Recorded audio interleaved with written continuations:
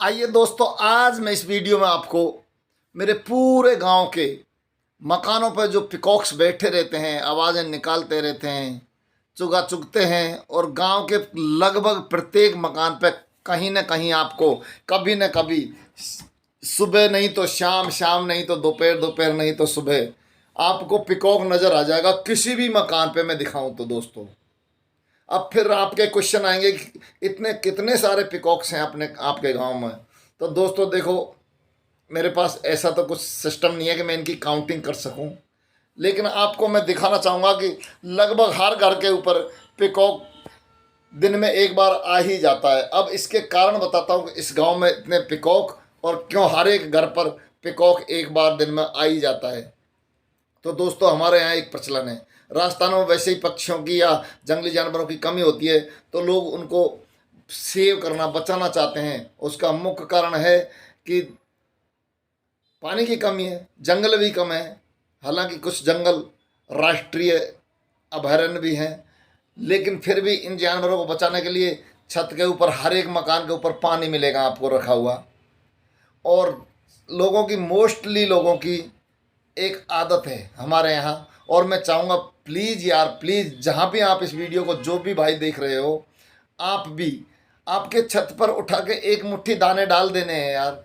बस करना क्या है, खड़े होना है सुबह और डेली अपने जो अनाज है, अगर शहर में रहते हो, शहर में हम जानते हैं सीधा आटा ही मंगवाते हैं स्टोर से, तो कम से कम जो सूखी रोटियां बच जाती हैं, जो कुछ खाना बच जाता है, हम बाहर रोड पे डाल आते हैं, गाय खा लेंगे। नहीं, आप छोटे छोटे टुकड़े करो और अपनी छत पे डालो। आप देखो यार, रोज जैसे ही आप छत पे उनको डालने जाओगे, आपकी छत पर कोई भी पिकॉक ही नहीं, बहुत सारे जो भी पक्षी एरिया में है, वो सारे छत के ऊपर आपके जैसे ऊपर जाने पर आ जाएंगे।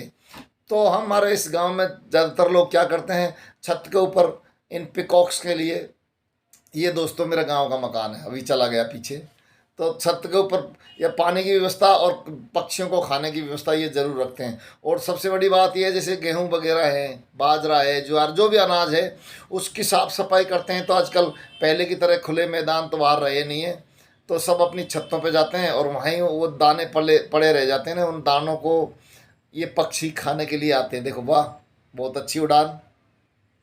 तो दोस्तों, वीडियो हो सकता है 8 मिनट के आसपास, 8-9 मिनट का है, लेकिन आप लास्ट तक देखोगे तो इस बात में बहुत ज़्यादा सच्चाई है कि मैंने लगभग प्रत्येक मकान के ऊपर से कुछ न कुछ पिकॉक का शॉट आपको दिखाने की कोशिश की है।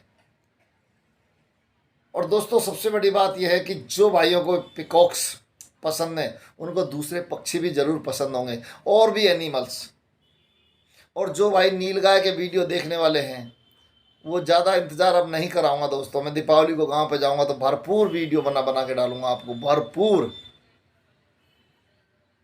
अभी कुछ दिन पहले गया था, तो अभी भी फसल की वजह से मैं रिकॉर्ड नहीं कर पाया, बस पिकॉक्स के वीडियो मिले थे।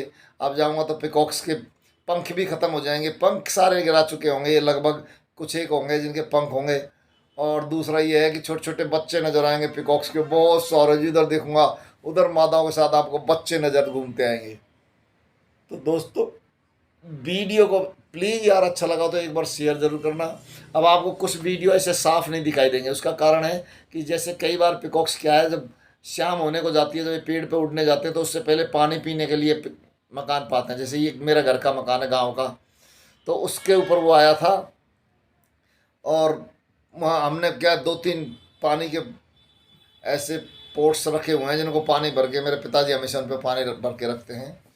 और बस जब नीम के पेड़ पर जाने से पहले पिकॉक फिर मकानों पर आते हैं, कुछ चुगा हो तो उसको भी चुग लेते हैं, और पानी हो तो पानी भी पीते हैं, क्योंकि रात, पूरी रात उनको एक पेड़ पर निकालनी होती है। और आप जानते हो कि पिकॉक्स की आवाज़ के बारे में मैंने बताया आपको कि 10 किलोमीटर तक सुनी जा सकती थी बोलना का मतलब है तब सुनी जा सकती थी जब ये ट्रैफिक नाम की कोई चीज़ नहीं थी, क्योंकि हिस्ट्री में इसका वर्णन सिंधु घाटी सभ्यता से ही मिलता है। और सिंधु घाटी सभ्यता में हम जब जाते हैं तो वहाँ इसका नाम हाजा पक्षी है, हाजा हाजा पक्षी है, तो वहाँ आपको लिखेगा, और भी ज़्यादा दूरी बता रखी है इसकी आवाज़ की। तो दोस्तों, अब ये पिकॉक यहाँ से थोड़ी उड़ान भरेगा, ये मेरे गांव के मकान की छत पर बैठा हुआ है, और सामने एक पंडित जी के मकान है, वहाँ पर उड़ के जाएगा ये। तो बड़े प्यारे लगते हैं यार, जो छत पे बैठे होते हैं ना, और इनकी हम सेवा करते हैं, इनको अनाज डालते हैं, कुछ भी डालते हैं। कई बार तो हाथ में आके चुग लेते हैं ये, बिल्कुल हाथ को आगे कर दो, उसमें दाना डाल दो, चुग लेंगे। लेकिन इस समय तो इनको भरपूर खाना मिलता है, क्योंकि बरसाती मौसम है। ये तो हर चीज़ खा सकते हैं, ये शाकाहारी भी है, मांसाहारी भी है, बिना खाने के कई दिन तक रह भी सकते हैं। ऐसे ऐसा जानवर है, और इसलिए हर परिस्थिति में आपको मिल जाएगा। तो दोस्तों, मैंने आपको मेरे गांव के लगभग प्रत्येक मकान पर पिकॉक आने की जो कहानी सुनाई है, इसमें बिल्कुल सच्चाई है। देखो, ऊपर से मकान से उठ गए, इसमें आवाज़ भी थी कुछ। इसको पिकॉक है, थोड़ा सा ये वीडियो में थोड़ा कुछ दिक्कत आ रही है, कोई नहीं दोस्तों। ये देखो, ये दो पिकॉक्स हैं, नीचे एक छोटी सी जगह पे हैं, छत एक पट्टियों का घर है, उसके ऊपर ये फाइट करते रहते हैं। ये जोड़ा ऐसा है जो महीनों तक इनमें फाइट ही चलती रहती है, पता नहीं इनके कौन सी दुश्मनी है। देखते हैं, लोग भी देखते रहते हैं कि यार ये क्यों फाइट करते हैं, इनको भगा देते हैं, कई बार दूर दूर कर देते हैं, फिर एक साथ हो लेते हैं, फिर फाइट करते रहते हैं। अब ये ऊपर दूसरा चला गया, एक चला गया, ये भी वहाँ थोड़ी देर में छट जाएगा, और बस इनका एक ही काम है, एक दूसरे को अपने एरिया से भगा देना। और दोनों चाहते हैं कि मेरा यही एरिया है, क्यों, हाँ, इनमें ये चीज़ है। पिकॉक्स में ये थोड़ा सा है, हालांकि छोटा एरिया ही अपन रखना पसंद करते हैं, ज़्यादा लंबा भी नहीं, लेकिन अपना एरिया निश्चित सुरक्षित करना ये चाहते हैं। और दोस्तों यार, ये वीडियो राष्ट्रीय पक्षी से संबंधित है। आप भी देशभक्त हैं जो इस पिकॉक को देख रहे हैं, तो मेरी एक रिक्वेस्ट है आपसे कि इसको शेयर करें, फेसबुक पर शेयर करें, और लाइक तो ज़रूर से ज़रूर करें, ताकि और भाई भी देख सकें। बहुत सारे लोग हैं जिनको पिकॉक देखने का बड़ा शौक़ है। आज मेरे को यार दिल्ली में एक बंदा मिला जो पंख बेच रहा था, पिकॉक के पंख बेच रहा था। मैंने उसको रिक्वेस्ट किया, मैंने कि भाई पंख की कीमत बता यार, कितने का, पता है वो एक पंख कितने का दे रहा था? 50 रुपये का। अबे मैंने कि यार 1 रुपये का एक पंख आना चाहिए यार, ऐसे ही पड़े। उन्होंने कहा मुझे ला के दे दो। तो बस अब पंख इनके गिर गए, बिकना शुरू हो गया।